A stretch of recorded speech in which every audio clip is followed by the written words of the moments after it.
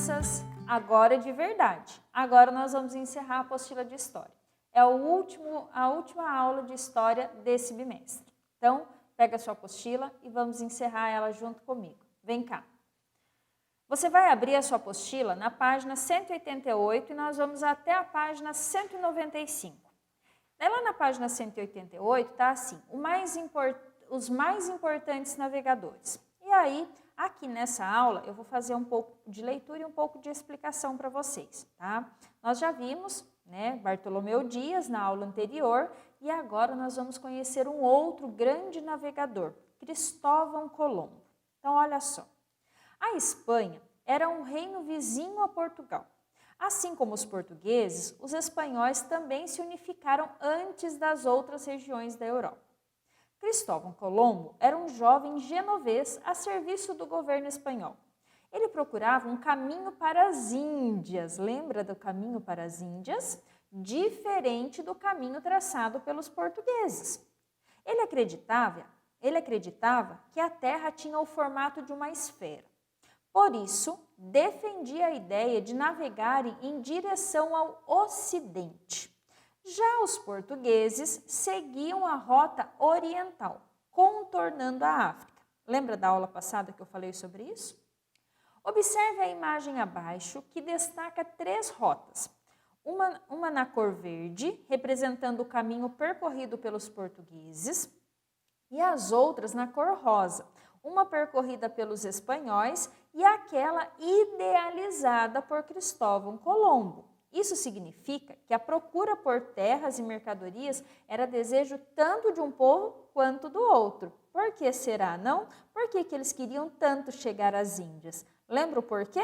O que tinha lá nas Índias que fazia com que eles conseguissem enfrentar tudo isso e querer desbravar altos mares? Então, olha só. Aqui, ó, nós temos o caminho, né, que Portugal fazia, que ele contornava a costa africana. E aqui nós tínhamos o caminho que,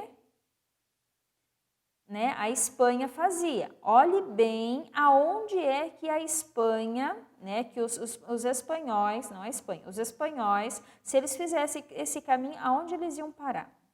E olha só, na verdade, eles pretendiam fazer esse contorno aqui, ó, para chegar até as Índias. Mas, na verdade, eles paravam no primeiro espaço de terra. Olha só. Colombo partiu da Espanha em 3 de agosto de 1492, com apenas 2 caravelas, Santa Maria e Pinta, uma naú, chamado Nina, e 90 tripulantes.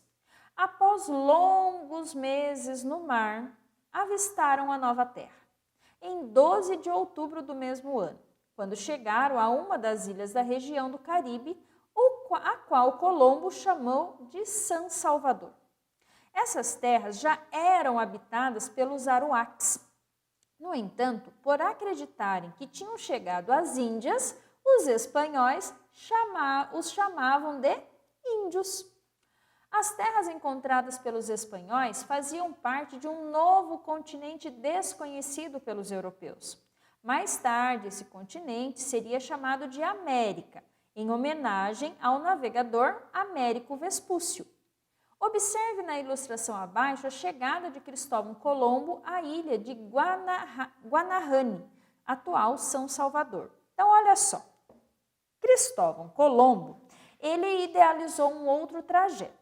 Quando ele fez esse outro trajeto, ele saiu em agosto de 1492 e ele conseguiu chegar em terra firme em 12 de outubro de 1492. Quando ele chegou em terra firme, para ele, que já fazia muito tempo que eles estavam viajando em alto mar, para eles já estavam na onde? Nas Índias. Mas, na verdade, eles não estavam nas Índias. Para eles chegarem às Índias, eles iam demorar ainda muito mais tempo. Mas, como eles se depararam com terras e se depararam com pessoas naquelas terras, com habitantes daquelas terras, o que eles fizeram? Acharam que eles estavam nas Índias e olharam para aquelas pessoas. Se chegamos nas Índias, nós encontramos os índios. Por isso que as pessoas chamam de índios, ok? porque eles achavam que estavam chegando nas Índias. E aí, olha só, e depois aqui também o texto diz que mais para frente, depois de mais alguns anos, aquele espaço de terra que Cristóvão Colombo encontrou, na verdade, ele recebeu o nome de América, porque quem encontrou, quem batizou, vocês vão descobrir daqui a pouquinho, foi um outro grande navegador, que foi Américo Vespúcio, tá? Daí tá lá, troca de ideias, leitura de imagem. Qual é a data da obra representando a chegada dos europeus à América? Fácil, né? Descreva como os europeus estão vestidos na imagem. Isso daqui você não precisa escrever em lugar nenhum. Você precisa conversar com você mesmo, fazer uma interpretação de texto, mas aqui, ó, dentro da sua cabecinha, ou até falando sozinho mesmo, não tem problema nenhum. Você está exercitando aí a sua compreensão do texto. Não tem problema você falar, porque se você estivesse em sala de aula, nós estaríamos conversando sobre isso. Como você não vai estar com ninguém para você conversar sobre isso, fala sozinho, não tem problema nenhum. Você está aí te ajudando, porque você está treinando a sua compreensão, tá?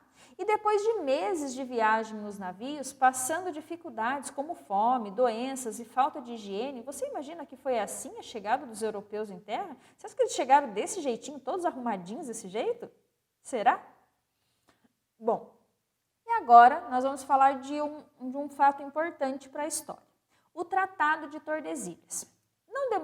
Não demorou muito para se iniciar uma disputa por territórios entre Espanha e Portugal. Claro, eles estavam disputando quem é que ia mandar naquelas terras que foram encontradas. Para que isso ficasse de certa forma legalizado, os dois países fizeram um acordo. Em 1494, eles dividiram as terras descobertas e por descobrir, por meio de um tratado, o Tratado de Tordesilhas. Segundo esse tratado, as terras a oeste de uma linha imaginária pertenceriam à Espanha. As situadas a leste pertenceriam a Portugal.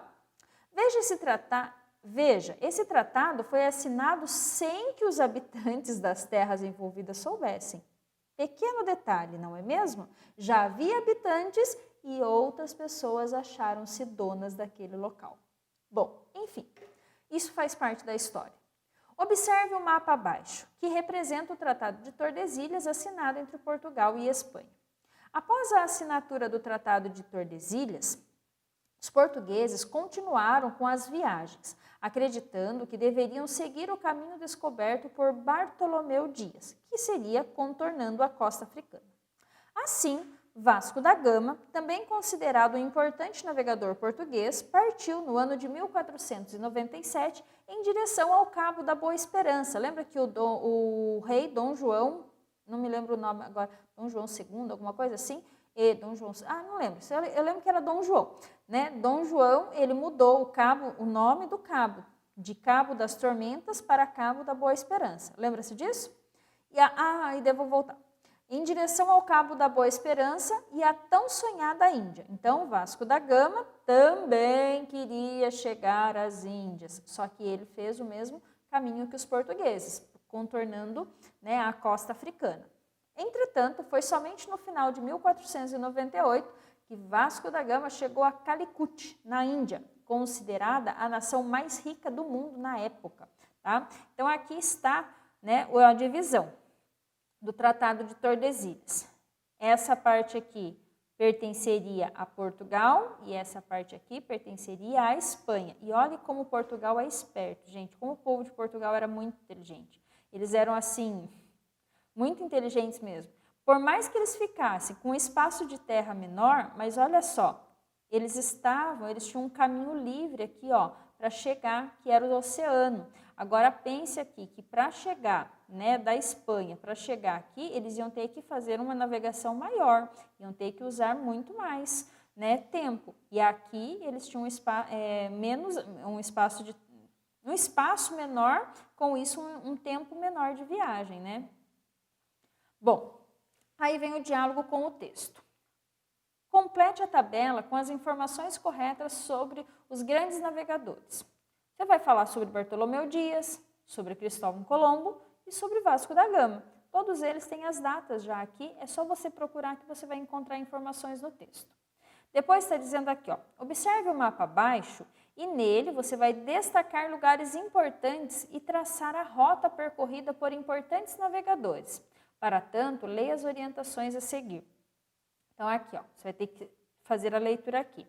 Marque no mapa com um X no lugar aonde o navegador Bartolomeu Dias chegou em 1488. Você vai ter que buscar no texto para você não se perder. Uma estrela no lugar aonde Cristóvão Colombo chegou, em 1492.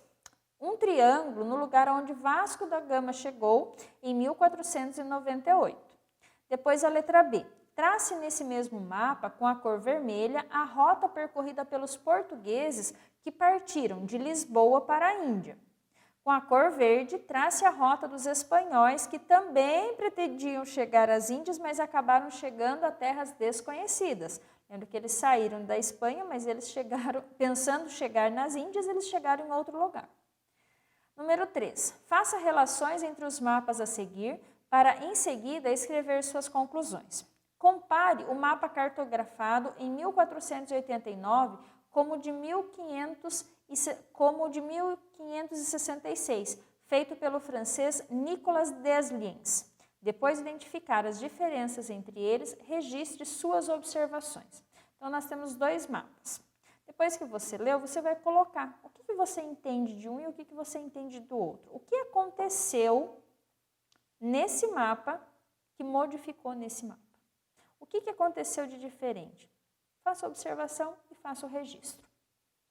Agora, leia a poesia Mar Português, escrita pelo poeta Fernando Pessoa e relacione-a ao que você aprendeu sobre as grandes descobertas. Então, aqui tem um poema, você vai ler, não vou fazer a leitura para que você tire as suas próprias conclusões e possa escrever aqui o que você entendeu desse poema. Vale lembrar que você precisa entender muito bem sobre o Tratado de Tordesilhas. Então, o Tratado de Tordesilhas, ele dizia que o lado, né, que eles colocaram uma linha que era imaginária, né, e eles colocaram que do lado, vamos, só para mim não falar bobeira para vocês, as terras a oeste pertenciam à Espanha, então a oeste pertencia à Espanha e a leste pertencia a Portugal. Então foi uma divisão para que assim não tivesse disputas de terras mais, né? Tá, isso daqui pertence a Portugal, isso daqui pertence à Espanha. E aí encerra o assunto pela disputa de terras. Esse foi o Tratado de Tordesilhas, para que eles não ficassem em guerras, em brigas, tá? Foi esse o tratado. Então vamos fazer um trato aqui. Né, o rei de Portugal com o rei de Espanha fizeram um trato. Olha, todas as terras que estão a oeste daquela linha que nós imaginamos pertencem à Espanha. E todas as terras que estão a leste daquela mesma linha que nós imaginamos, pertencem a Portugal. Então, não se esquece disso, tá? E assim, nós temos o desafio final, que você vai ter que fazer a leitura desse texto aqui, que está bem fácil, né? Um diário de bordo de uma expedição marítima. E daí está aqui, ó, tudo que você deve fazer. Pesquisar quais eram as funções do piloto e do escrivão, escolher quem você é e descrever qual a sua função no navio, observar o mapa e escolher um dos roteiros de viagem. Você está contornando a África nas primeiras viagens pelo oceano, você está atravessando o Oceano Atlântico. Você deve escolher, né? Tem três caminhos. Você vai escolher um deles aqui para você fazer. Ou você está contornando a África, ou você está atravessando o oceano, né, para encontrar uma terra desconhecida, ou você está chegando a Calicut, na Índia. Então, você vai escolher para que você possa fazer essa pesquisa e elaborar tudo isso aqui, descrevendo no seu plano de viagem aqui, ó. Descreva a viagem, como estava o tempo durante a viagem, qual era a rotina do navio, onde você dormia, o que comia, como você cuidava da sua higiene pessoal. Né? Na sua viagem, foram avistados terras? Foram avistados seres marinhos iguais aos monstros que outros viajantes descreviam? Houve fome e doenças durante a viagem? Houve revolta dos marinheiros? Então, tudo isso você vai elaborar num pequeno texto para você colocar aqui, tá? aqui também, ó, tem a continuação, caso não caiba tudo que você quer escrever dentro dessa folha. Certo, quarto ano? Agora, espero por essas atividades para que a gente possa corrigir. Antes, faça a correção antes de enviar, certo? Beijo, quarto ano!